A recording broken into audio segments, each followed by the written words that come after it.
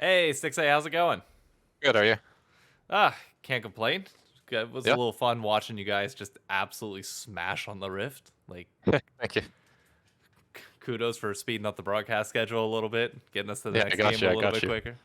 How'd it feel? First win of the season. I know it's been a long time coming, but how we feeling?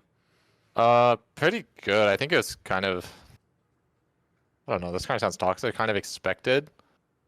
Because like our previous weeks, like we were using a sub mid, and then the last week, Gory had been here for like a total of a day when we scrimmed, so we had like 1 day of scrims on our belt, and then kind of just thrown into LCS, and then this week was like the actual full week of practice we had, and I mean it's pretty clear in our practice that like we got massively, massively better just across the team and also just individually. We learned a lot, so yeah, I guess it was nice to at least see it paid off in the form of a win. So. Other than his mechanics itself, what does Gory bring to the team that you noticed was different from your practice the week before? Like, what's the intangible that clearly is making a massive difference? Um, it's just more so how we are playing with him, I think. There is definitely like a language barrier that's a little hard, at least for like me and Licorice to overcome because we're the two English speakers, and who he is kind of in between Korean and English, and he's usually kind of narrating a lot of the game for us. But a lot of times he's doing it in Korean, so the two English speakers are trying to figure out, okay, what's actually happening here, and then we'll kind of figure it out by just looking at the map and stuff like that. And, okay, we're doing this, but it is a little tricky sometimes, just with the language barrier, especially when we're trying to say something to the Korean speakers and it doesn't come across as easily. So, I'm trying to think. Is this the first roster that you've really had to deal with a mixed language roster like this? uh, not really. I've had other rosters, but usually the Korean players had been more fluent in English. So I'll just say that I think River is a bit better with English, but Gory is like really fresh, I guess, with the English. So he is, I mean, I don't even think he really experienced too much of American culture before he came here. So yeah, I think this is all like a really new experience for him. So just trying to, make it easier for him to, come abroad to a new country, and um, hopefully the language stuff will help fix itself as time goes on. But yeah, for now it's a little difficult. That's all. Everybody right now is talking about bot lane meta. Obviously, with marksman champions going to support, 80 carries, as always, we're the weakest role in the game. Nothing we could do about it. What's your thoughts on marksman support in general? Are you a fan, like, separate from like whether it wins or not? Are you a fan of the meta, how it plays, and what's your general thoughts on it? Um, well, I'm not a huge fan of the meta because, I'm obviously heavily affected by it. So when I'm playing versus these AD carry supports, it's obviously kind of frustrating because I'm just like, well, their support's kind of just carrying the lane because they're picking Caitlyn and Nash and stuff like that, and they just win the lane like straight up. There's not even really much counterplay you can do to it. So on that aspect, it's frustrating. But on the other aspect, I have Huhi, who is a mid laner role swap. So he's typically a bit better than most support players who only play support. So he can play those champions really well. So I like that part of it. But yeah, I don't like playing against it that much.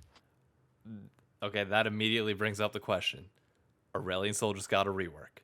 He is now, in many people's eyes, extremely strong, and now obviously his kit has changed a little bit. Are you looking forward to at any point playing with an Aurelion Sol support on your team? Yeah, I mean, honestly, for me, I'm pretty open to whatever champion pick my support wants to play, as long as he's practiced on it and he's not gonna like ruin the game for me. Go for it, man. Like if you're confident you're gonna do well, go for it. And I'm sure he's gonna try it. I mean, I can almost assure you he will be playing it at some point. Um, yeah, honestly, I don't even know what the new Ace Hold does yet, but yeah, I've also heard that he's pretty strong, so I'm sure we'll I see it.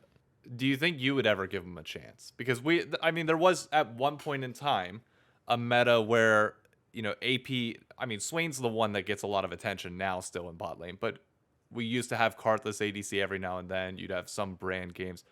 Is there a world where you ever see AP bot laners ever coming back? Yeah, there's definitely a time and place for them. I think they're still good in the right situations. Like you'll see in LPL right now, there's some Ziggs being played here and there, and Yeah, I guess that's just one of the nice things about our team is we're especially our bot lane. I think we're really flexible. I'm actually not a bad player at the mages and stuff like that. So Mm. whenever that stuff's strong, I'm always down to play it. I think it's usually when it's strong, it's just stronger than the AD carries, so I'll just play it. Um, but yeah, I mean, also we got Hui, so he might be picking the ASOL if it comes up to that. But maybe You have a every other mage I'll play. you have a 1v1 right before the game starts to officially decide who gets it. Yeah, I mean, we do 1v1 sometimes, and I mean, Hui always wins. So Ah, well, you kind of shot versus yourself in the everyone on foot our there. team. Anything you want to say in general? I'll let you go here in a minute to your fans and those supporting Golden Guardians the split. It seems like you guys have picked up a lot of social media attraction and have a little bit more buzz around you than I've seen in the past few years. Yeah, I think Golden Guardians, just the org, has done a lot more this year to kind of draw some interest in our team. They're doing a lot more, promotions and stuff for our team, as well as our roster is just more competitive than it has been in the past.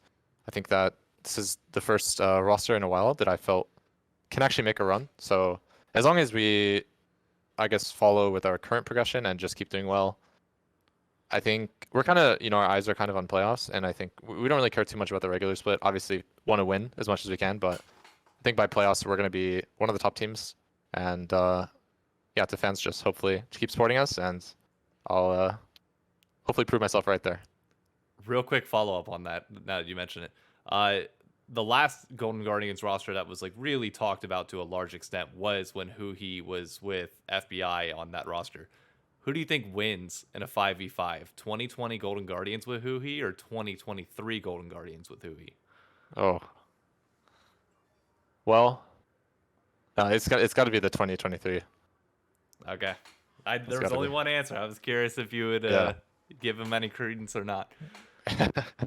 Thank you so much for your time, and don't let me waste any more. Good luck in your game tomorrow, and hopefully you kill it out there. Thank you.